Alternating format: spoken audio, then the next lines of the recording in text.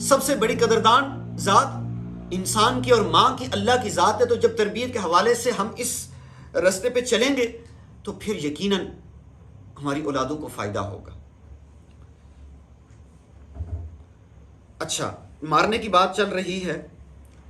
بعض والدین اپنی بچوں کے ساتھ بہت نرمی کا معاملہ کرتے ہیں.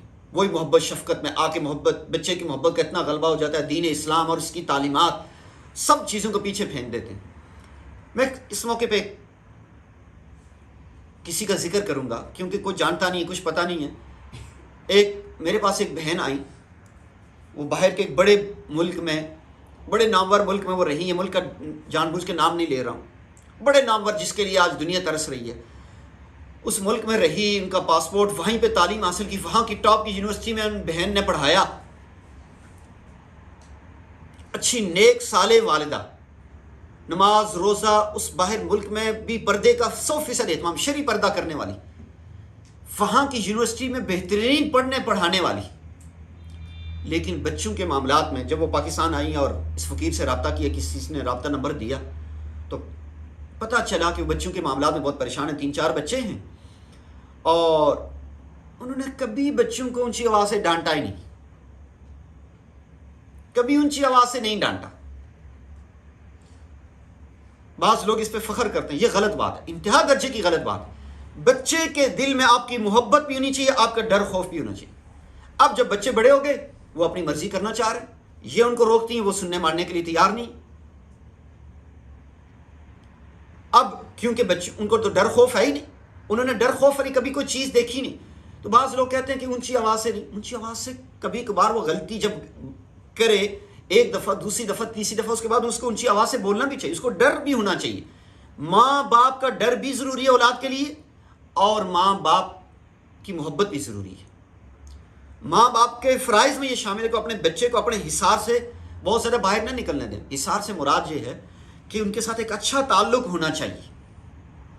اب اس حصار کو بھی آگے چل کے انشاءاللہ بیان کروں گا.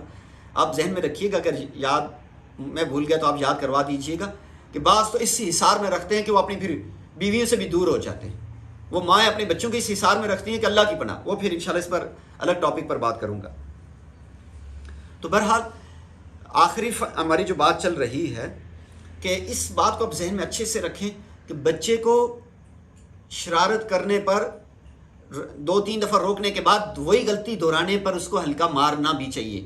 اس کو آپ کا ڈر خوف بھی ضروری ہے کہ آپ بہت محبت کرنے والی ماں بھی ہیں لیکن آپ سخت ماں بھی ہیں. یہ نہیں ہوگا کہ آپ جو مرضی اٹھ کے کرے، جو مرضی بیٹی اٹھ کے جو مرضی کرنا شروع کر دے. تو کسی درجے میں اس کے دل میں ڈر خوف بھی ہونا چاہیے. ماں باپ کی عزت عظمت بھی اس کے دل میں بٹھانی ہوگی. بہرحال انشاءاللہ اس کو آگے چلتے ہیں. آگے دیکھیں. ایک نوبر لڑکا ہاتھ کھانے کے برتن میں ادھر ادھر گھومتا تھا. آپ صلی اللہ علیہ وسلم نے فرمایا، لڑکے اللہ کا نام لے کر کھانا شروع کرو، دائیں ہاتھ سے اور اپنی طرف سے کھاؤ. یعنی بولنا چاہیے. بعض ماں باپ بولتے ہی نہیں.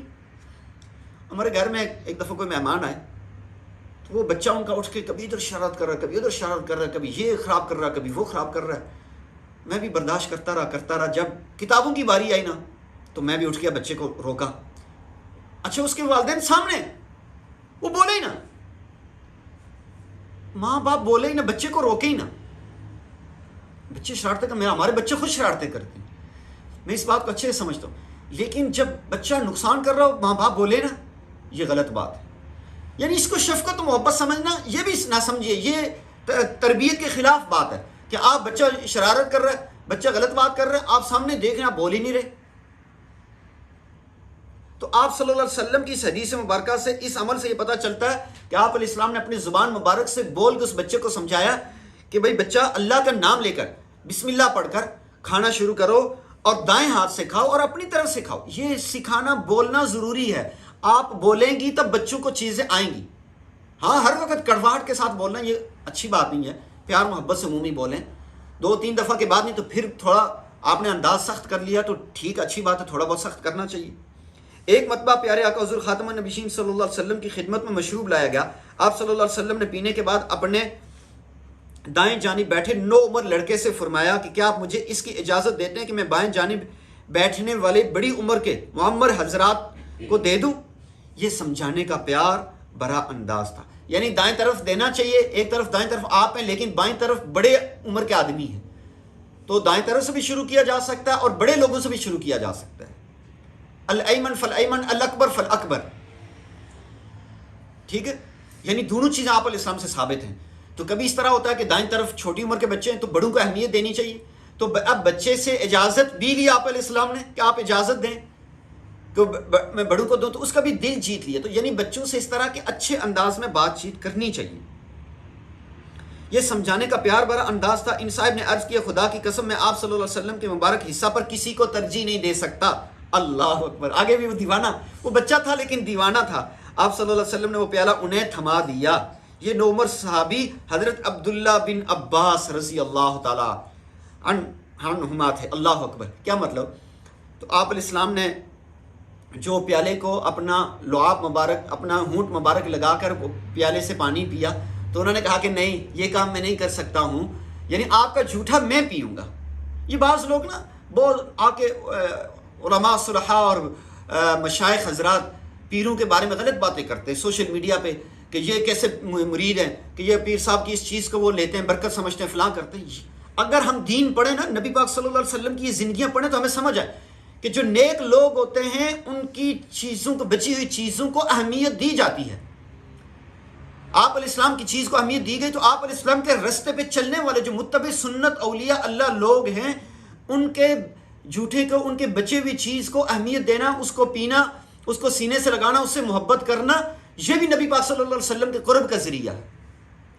کیونکہ آپ علیہ السلام کی محبت میں یہ لوگ آپ علیہ السلام کے راستے پہ چل رہے ہیں. تو بعض عجیب و غریب لوگ باتیں کرتے ہیں، مذاق اڑاتے ہیں سوشل میڈیا پہ. ان کو، یہ بیچارے ناسمجھ لوگ ہوتے ہیں، قابل رحم لوگ ہوتے ہیں، ان پہ پریشان نہیں ہونا چاہیے، ان لوگوں کی باتوں پہ پریشان نہیں ہونے کو پتہ ہی نہیں ہے کہ یہ عشق و محبت، بڑوں کا ادب و احترام، بڑوں کے ساتھ لگاؤ کیا ہوتا ہے.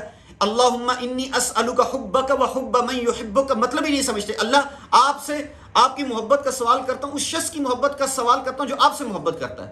تو جس سے محبت ہوگی تو اس کی ہر چیز کو پھر پسند کیا جاتا ہے، اس کی ہر چیز کو سینے کے ساتھ لگایا جاتا ہے، اس کے جھوٹے پینے کو پھر دل کرتا ہے جس سے محبت ہوگی. اور جہاں محبت نہیں ہوگی وہاں یہ چیزیں نہیں ہوتی. آپ علیہ السلام کو اما عائشہ صدیقہ رضی اللہ تعالیٰ عنہ سے محبت تھی نا، تو اما عائشہ صدیقہ کو کیا فرمایا کہ عائشہ میرے لیے بھی بچا کے رکھنا. وہیں سے آپ علیہ السلام نے اپنے لب مبارک وہیں پہ لگائے جہاں اما عائشہ صدیقہ رضی اللہ تعالیٰ عنہ نے لگائے. ان کی بیوی تھی لیکن محبت کا اظہار تھا. تو اسی طرح اگر اولیاء اللہ جو ہمارے علماء صلحاء، جنہوں نے اللہ کا در دکھایا ہمیں، جنہوں نے اللہ کی محبت ہمیں سکھائی، جنہوں نے ہمیں اللہ کے قریب ہونے کے جو ہمارے لیے ذریعہ بنے، تو ہم ان سے بھی محبت کرتے ہیں، ان کی چیزوں سے بھی محبت کرتے ہیں، ان کے جھوٹے سے بھی محبت کرتے ہیں. یہ وہ بچے تھے. یہ عبداللہ بن عباس رضی اللہ تعالیٰ کے راستے پہ چلنے والا راستہ ہے، یہ کہ اپنے سے بڑے نیک لوگوں کی محبت، ان سے محبت ہم مانگتے بھی اللہ سے، ہمارے نبی پاک صلی اللہ علیہ وسلم نے تعلیم بھی دی ہے، اور اس محبت کا اظہار بھی پھر کرتے ہیں. اللہ سبحانہ و تعالیٰ مجھے اور آپ کو عمل کی توفیق نصیب فرمائے. اب کسی کا کوئی سوال ہو تو وہ پوچھ سکتے ہیں.